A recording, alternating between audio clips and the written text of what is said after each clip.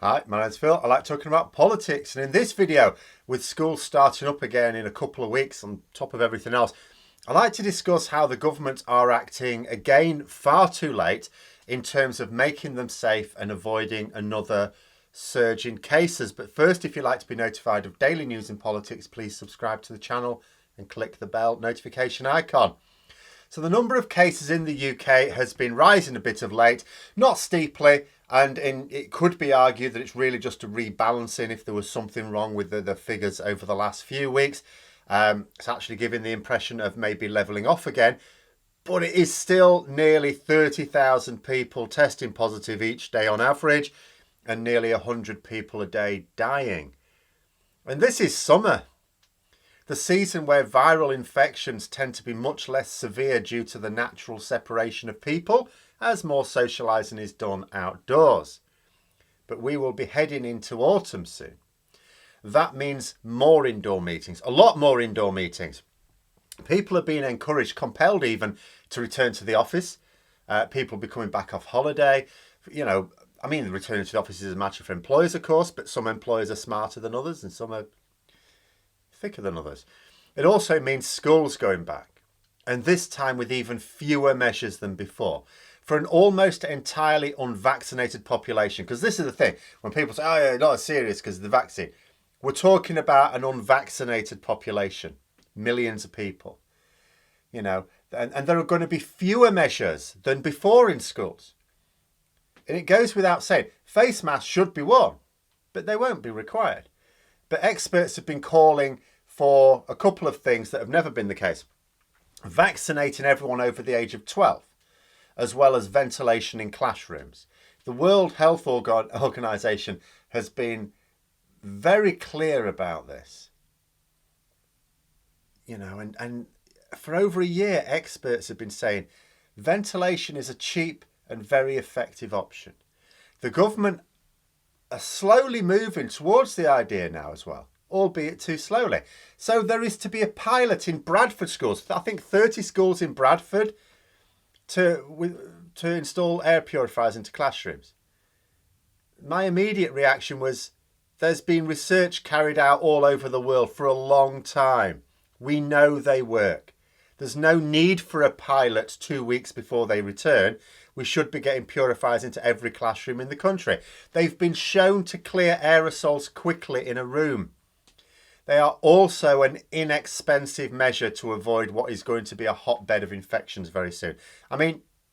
If I were a teacher in a school environment, particularly where they weren't wearing face masks now, they were unvaccinated, do you know what? I'd just be taking my own.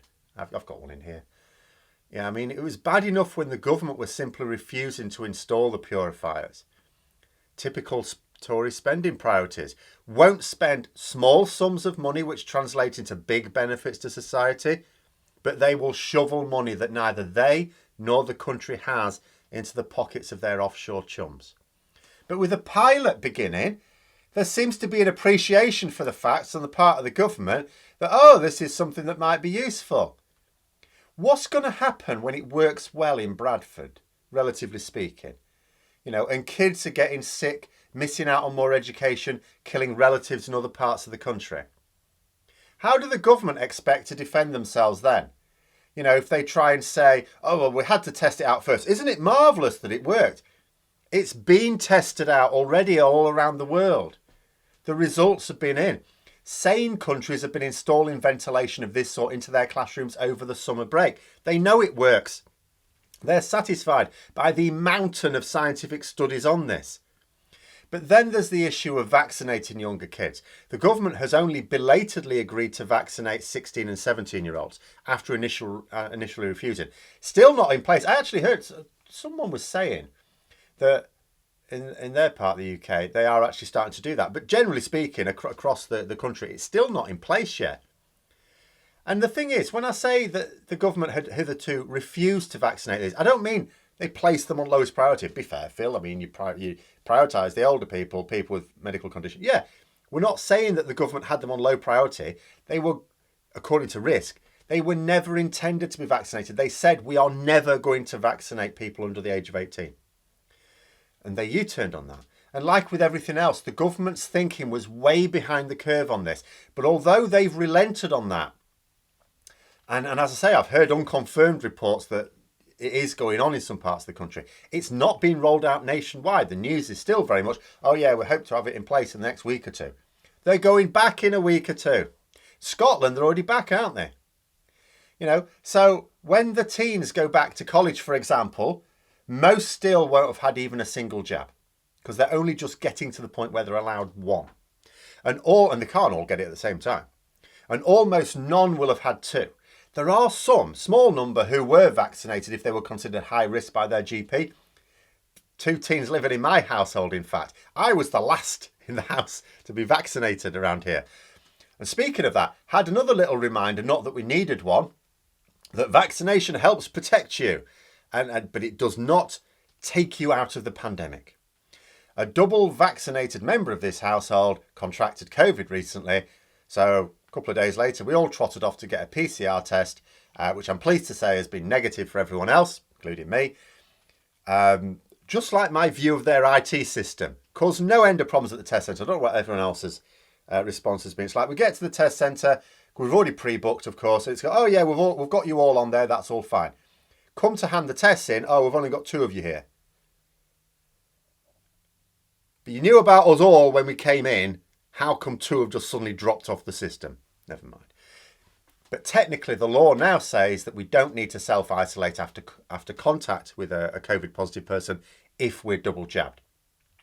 But the law is not calibrated for our safety. The law is calibrated for retaining just enough capacity in hospital wards. And when I say just enough capacity, I don't mean to carry out their normal work and still have enough space, because elective surgeries have been cancelled again this summer. Now, I mean the law is calibrated to do just enough to stop the NHS melting completely in a way that would be politically damaging to the Conservatives. So my view is, I will isolate until those conditions, under those conditions, wait a day or 2 as I did, get a PCR test. If it's negative, fine. As my partner said, a double vaccinated person brought it into the house. A double vaccinated person can take it out again. And I have to say this because there is still a distressing number of people who think that, sure, the kids can catch the virus at school, but they'll be fine because they're young.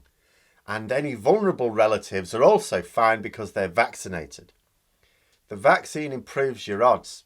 It's not proof against the virus. And kids can become ill.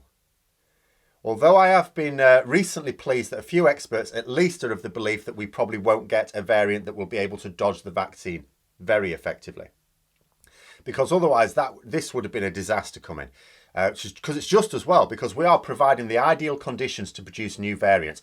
We're going to have millions of people, kids, going into close contact, spreading the virus amongst themselves, going back home to where you've got a vaccinated population. That creates the ideal conditions for creating vaccine-resistant strains. But experts are suggesting that just the way the coronavirus is, it's not realistic that such a variant would be possible, basically. So we dodge a bullet on that one. But the point is that we still are about to have millions of our largely unvaccinated population suddenly jammed together for hours at a time without masks, mostly without ventilation, apart from a few schools in Bradford and maybe any others that do it unilaterally if we've got the money to do it. And we are dragging our feet on doing anything at all about this. It's all very well talking about the efficacy of the vaccine. Oh, yeah. It means a 96% chance that you won't end up in hospital. I like those odds. Okay, for an individual, maybe. But for an entire population, 1 person out of 25 not being kept out of hospital is a lot of people going to hospital when you've got nearly 30,000 new cases a day. And that's 30,000 testing positive a day. The actual new cases will, of course, be much more because there'll be asymptomatic people not even realising they've got it. Don't know they even need a test. And that is set to rise again next month. I mean, it's rising now, technically, but, I shudder to think what September's going to bring. Because let's recap. Let us see what pressures are coming to bear in September. 1, kids going back to school and college, almost none of them are vaccinated. They won't be wearing face masks. There's not going to be much, if any, ventilation. An explosion of cases right there. 2, more people will test positive, but there will be no pingdemic Because if you are fully vaccinated right now, as most of the adult population are, not the vast majority, but most, then there's no legal requirement to isolate, which means a lot of people will just go, oh, I don't have to isolate, I'm not going to.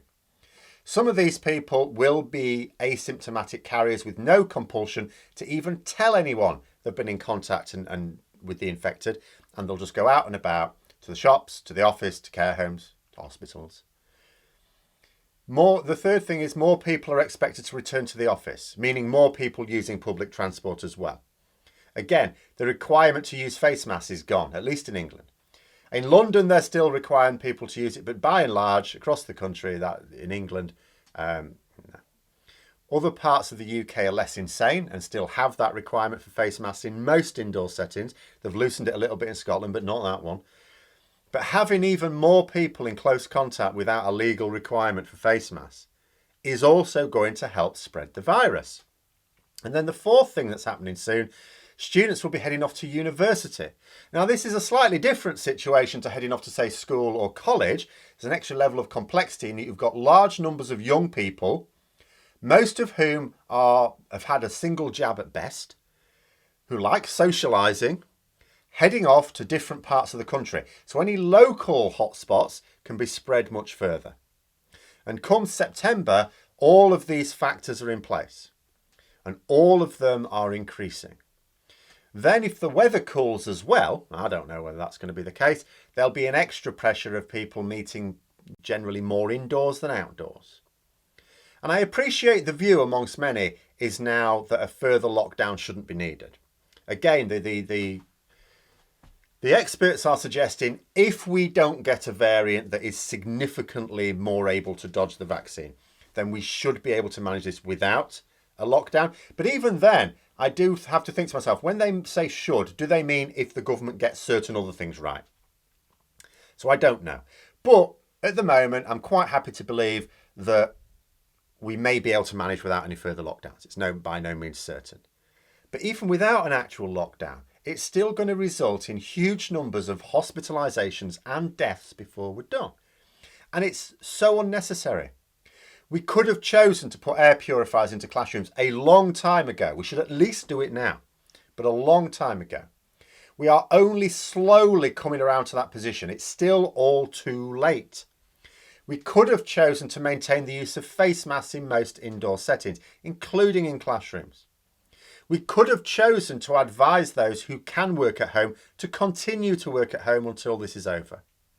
We could have extended the rollout of the vaccine to the age groups that the World Health Organization has already determined is safe and effective. That means 12 and over. Other countries are. And those are the easy decisions. I appreciate that the government has genuinely difficult political decisions, but those are the easy decisions which have, for example, no adverse impact on the economy. There's no reason at all. There's no argument against those measures. That doesn't even cover the genuinely difficult, tricky balancing acts on decisions on, say, restricting access from people from certain countries with high infection levels and so on, and people that can't easily work at home. All of those things in order to sort of balance the economy with healthcare, the tricky decisions, not even talking about those. So if anyone thinks that we're actually past the worst of this, I would suggest not watching the news for a few months, because I don't think it's going to be painting that picture come October. Oh, and in unrelated news, Boris Johnson has decided that the COVID inquiry shouldn't begin until late next year at least now. Keeps putting it back and putting it back and putting it back. You watch, it will be more delays, more delays. Can't see any chance of him wanting it to happen before a general election with Boris Johnson in charge at any rate. There'll always be some excuse to, oh, not quite ready for it yet. Tells you all you need to know about how he expects that eventual inquiry to go. But those are my thoughts. Let me know yours in the comments below. Hope you found the video interesting. If you did, don't forget to click the like button. And if you'd like to support the channel further, please also click the Patreon link for details. And until next time, I'll see you later.